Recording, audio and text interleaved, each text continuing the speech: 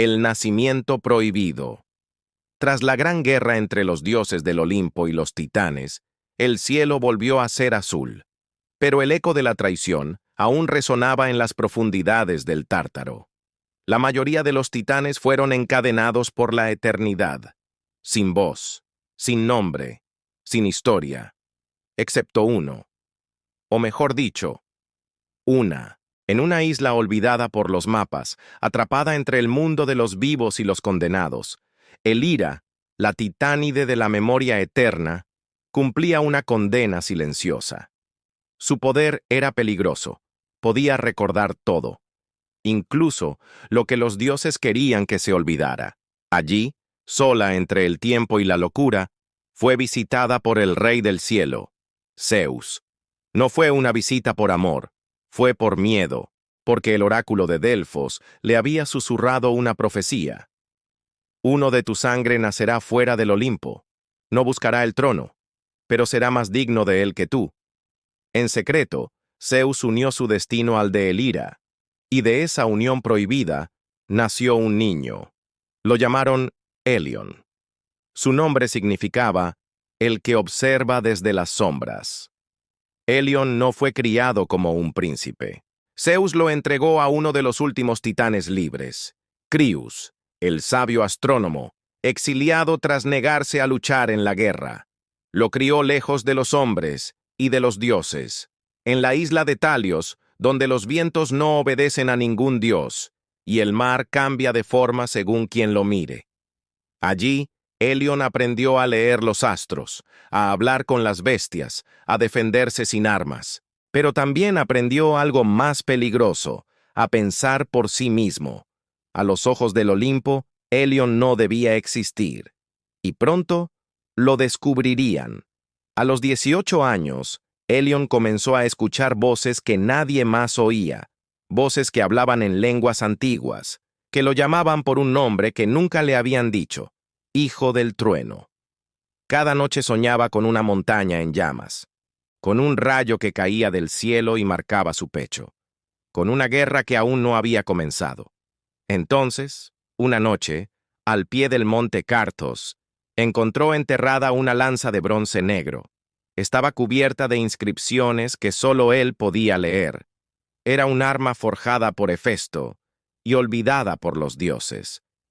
Crius lo observó en silencio, y por primera vez, habló como un titán y no como un padre.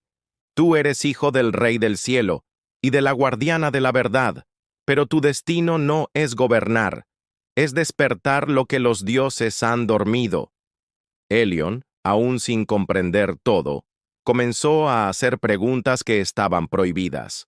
¿Por qué hay mortales que sufren mientras los dioses banquetean? ¿Por qué los oráculos no pueden hablar libremente? ¿Y por qué la historia la escribe siempre el vencedor? Fue entonces cuando ella llegó.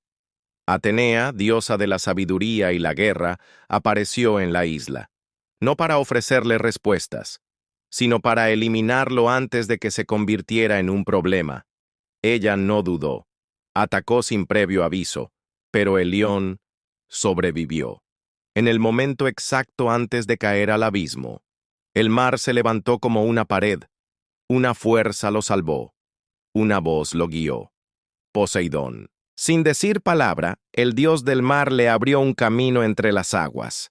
Helión cruzó hacia el mundo de los hombres. Helión no era un dios, no era un hombre, era algo en medio, y eso lo hacía peligroso. Caminó por Tebas, Atenas, Corinto, y en cada ciudad encontró lo mismo: esclavos obligados a construir templos, hombres condenados por desobedecer a sacerdotes, mujeres silenciadas por hablar contra los dioses. Los oprimidos lo siguieron. Los valientes lo llamaron hermano, y los olvidados vieron en él una promesa. Así nació la Horda del Amanecer, un ejército de humanos, criaturas mitológicas, exiliados y héroes caídos. En Esparta, el Olimpo hizo su primer movimiento. Ares, el dios de la guerra, bajó a la tierra para aplastar la rebelión. La lucha duró 7 días. Helión no ganó por fuerza, sino porque se negó a matar. Dejó a Ares con vida y le dijo, «Tu guerra ya no es con mortales, es contigo mismo». Ares no volvió a hablar de esa derrota. Apolo, dios del arte y la luz, observó en silencio. Cuando vio cómo Helión curaba a los enfermos con una sola palabra, se unió a él. Pero Hermes, el mensajero, tenía otros planes. Se acercó a Helión y en voz baja le hizo una propuesta. «Aliémonos. Yo te llevo al trono, y tú me dejas ser tu heredero». Helión lo miró y dijo, «No vine a robar un trono. Vine a destruir la idea de que solo uno puede sentarse en él». Esa noche, Hermes voló al Olimpo, y la orden fue dada: eliminar a Helión, a cualquier precio. El Olimpo había callado demasiado. Helión no era solo un hijo ilegítimo, era un símbolo de lo que los dioses más temían, un mundo donde los mortales no dependieran de ellos. En el monte Etna, el volcán donde se forjan las armas divinas, Zeus descendió, no como padre, no como rey, sino como juez. El león lo esperaba, no con miedo, sino con verdad. Zeus le habló con voz de trueno. Tu existencia fue un error, pero tu desafío será tu sentencia. La batalla entre padre e hijo no fue una lucha, fue un juicio. Cada golpe con la lanza de Helión quebraba el cielo.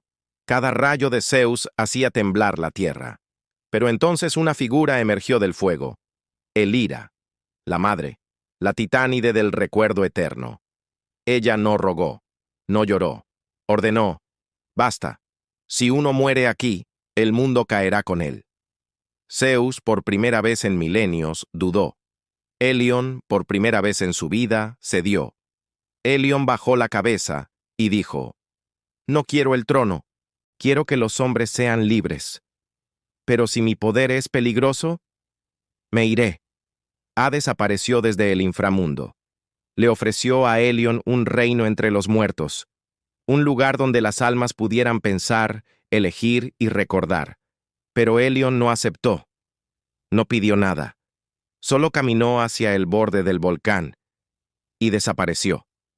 El Olimpo nunca habló de él otra vez. Sus estatuas fueron destruidas. Su nombre, prohibido.